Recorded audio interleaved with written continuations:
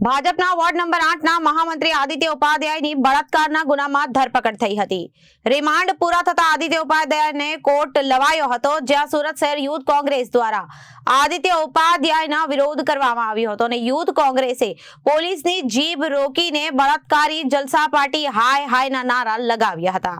ભાજપના ward number 8ના મહામંત્રી આદિત્ય ઉપાધ્યાયની બળાત્કારના ગુનામાં ધરપકડ થઈ હતી।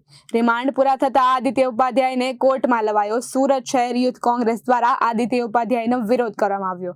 યુથ કોંગ્રેસે પોલીસની જીપને રોકી બળાત્કારી જલસા પાર્ટી હાય હાયના નારા લગાવ્યા।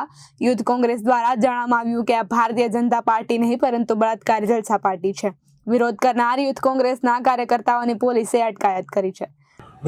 प्रमुख सूरत शहर यूथ कांग्रेस आज रोज सूरत शहर यूथ कांग्रेस कार्यकर्ताओं साथ कोर्ट पर वोर्ड नंबर 8 उपाध्याय भाजपा महामंत्री बने भाजपा मरत्याए 23 वर्षनी युवती पर बलात्कार गुजार्यो छे ए मरत्याने फांसीनी सजा मळे एणे खूब ज गंभीर मुद्दो बन्यो छे। गुजरातने लांछन लागे एवी आ प्रकृति करी छे अने एणे आ जे बलात्कार गुजार्यो एने फांसीनी सजा मळे एना समर्थનમાં आ युवतीने न्याय मळे। आवनारा समयमां गुजरातनी कोई पण युवती साथे आवो कोई गंभीर बीजो ना बने एना माटे एना समर्थन में मरत्याने फांसीनी सजा मळे एना समर्थन में। रिपोर्टर अरविंद राठौड़, जनादेश न्यूज, सूरत।